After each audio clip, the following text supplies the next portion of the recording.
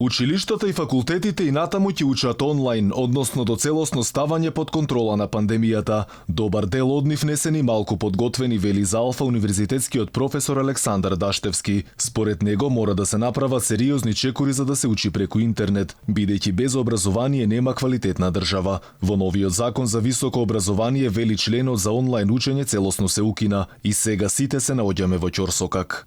Резултатите се нула од спроведувањето на законот.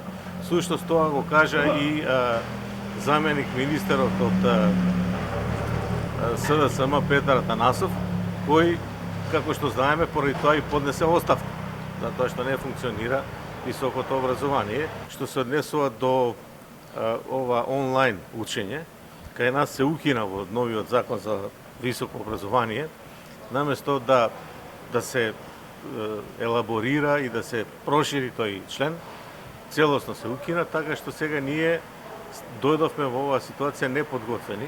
И Арбар Адеми признава дека Министерството се уште немало подготвено стратегија за ова прашање, дека ситуацијата е катастрофална, тврди и професорот. Вели се уште немало одлука како ќе изгледа јунската испитна сесија за студентите, ниту пак како ќе изгледаат приемните испити за новите студенти. Вели тоа ќе зависи од спецификациите на факултетите, но и како ќе се менуваат мерките за спречување на ширење на пандемијата. Значи, универзитети колку се подготвени. Некои универзитети си воделе сметка, имале визија и се поподготвени од другите, а некои не се воопшто. Меѓутоа, сепак морате нешто да научите.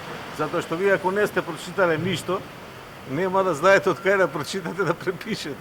Така што оценките се нешто подобри, меѓутоа има и слаби. Не мора да значи дека сите нешто препишуваат, гледаат.